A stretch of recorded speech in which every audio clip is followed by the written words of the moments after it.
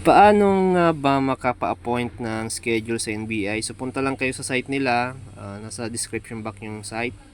Just hanapin nyo na lang. So yan, so pag nakapasok na tayo, hanapin natin sa site nila yung magsasign tayo ng portal. So ayan, NBI portal, click natin. Antayin lang natin ng ilang segundo. So ayan, so agree tayo and close. So kayo bala kung basahin nyo po yun. So ito, i-close na natin.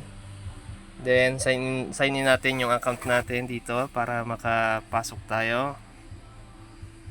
So pwede kayo mag-create ng inyong sariling para makasign up. Pwede din kayo mag-create ng inyong account sa NBI. So free lang yan, walang bayad. So ayan, kapasok na tayo, na-login na natin yung account natin. So ito double check natin yung mga details, information natin. Ayan, so kayo ba, i-double check ko para sigurado na pagpunta ko doon walang mali. Spelling check nyo, pati yung petsa, mga date, yan. Okay na, so click nyo lang yung apply for clearance para makarenew na kayo. Ako ang gamit ko ay yung TIN ID ko. So ilalagay ko yung ID number.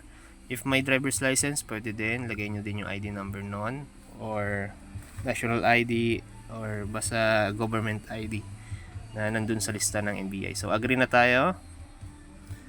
And then kayo bahala kung basahin nyo yan. Basta i-close ko na yan. So yung reference code ay dapat yung tanda o ina-note nyo na yan. So i-close natin. Mamaya may lalabas na code or yung reference number. So ito na tayo. Dito na tayo para sa scheduling. So hanapin natin yung malapit na area na branch ng NBI. So sa akin ay Legazpi. So ito yung available slot nila sa date na yan. So merong slot na 241. So Wednesday ang pipiliin ko, October 1. So umaga. So may fee silang 130 pesos. Ayan, so umaga ako. Kayo bahala kung ano gusto nyong schedule, pili na lang kayo basta merong available slot. So yan, so sa Legazpi ako, kaya Legazpi branch yung pipiliin kung malapit na NBI. Yan, so Merkules pa naman, ngayon ay Sunday ngayon. So sa Merkules ako pupunta doon. So para makapagbayad, meron tayong mga online banking, cash payment, Easy Pay or 7-Eleven. Ako ang gagamitin ko ay GCash. Pwede din naman sa Paymaya kung meron kayo, pero ako GCash at madali. So yung reference ay dapat nyong i-note. So proceed tayo. So ayan, 1:30. So Wednesday yung schedule ko sa Legazpi branch. Okay, proceed to payment. And then yung reference code, wag niyong kalimutan ha. Yan o, isulat niyo yan na reference code pag meron lumabas sa inyo. So meron system fee, so 30 pesos. So 130 plus 30, that is 160. So okay na din, 160 pesos. So syempre yung reference code, yan yung i-input nyo dun sa pag magbabayad na kayo. So mamaya magbabayad tayo sa GCash, papakita natin mamaya sa video. So isulat nyo muna yan na reference code kung meron nang lumabas sa inyo, dapat kompleto at hindi kayo magkamali. Mas maganda isulat nyo na yun sa papel para hindi na nyo malimutan. Okay, accept na tayo. So babalik tayo dito sa ating home. So para makita ulit yon, tingnan natin sa transaction. So ayan, sa transaction makikita nyo ulit yung reference code. So naka-pending, so hindi pa siya paid. So kailangan natin magbayad through GCash tayo. So magbabayad ako sa GCash. Kayo bahala kung saan nyo gusto magbayad. Pwedeng 7-Eleven or any online banking, bahala kayo. Basta ako GCash ako. So punta na ako sa aking account na GCash. So open ko yung account ng GCash ko para makabayad na tayo at para sa Wednesday makapunta na tayo ng NBI. So nasa bahay lang ako. Yan, bahay lang tayo. Magre-renew lang ako ng NBI clearance. So pay bills tayo. So click nyo lang yon, o pwede nyo naman i-click yung government or search. Basta hanapin nyo yung NBI. So ako, click ko yung government. para madali. Ayan, government. Then sinearch ko lang yung NBI. So legit talaga guys, legit. So NBI, and then click lang natin. Yan, so 160 yung babayaran natin. So ilagay natin 160.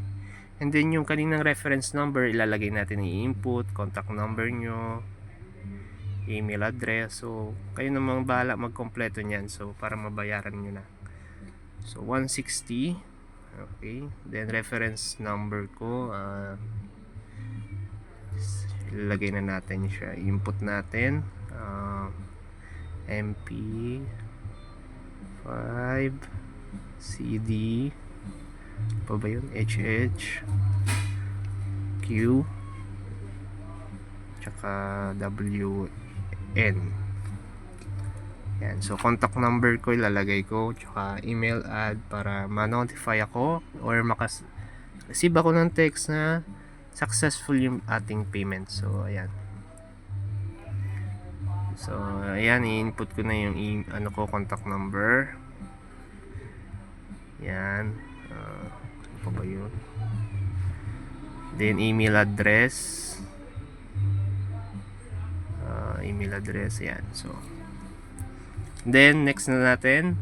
Then ayan, makikita nyo na nakapag-buy na tayo. So 160 pesos. Then confirm. Yan, antayin lang natin. At ayan, lalabas na, okay na yung ating pagbayad. So 160 pesos. Yan, so sa NBI. So double check natin doon sa ating kaninang site na NBI. Nasa na yun? Ayan, so pending, i-refresh natin. Ayan, may dumating na text, successfully daw yung pagbayad natin. So refresh natin yung site ng NBI, and then lalabas na paid yung ating transaction. So ayan, paid na. So kung nakatulong tong video na to, paki-like naman and subscribe sa akin channel para naman malaman kung nakatulong sa iyo ang video na to. So yun lang, share lang tayo ng knowledge. Yung reference number ilagay nyo, isulat nyo na, dahil pagpunta nyo ng NBI, hanapin niya ng NBI officer yung reference number na yan, kasi yan ang itatype nila dun sa kanilang system kung nakapagbayad ka. Double check ko muna yung akin. So ang aking schedule ay Wednesday, October 1, so 2025. So paid na siya, so pupunta na lang ako doon. Okay, so Wednesday, so kailangan dala ko tong reference code, tsaka dalawang valid ID. So okay na yun.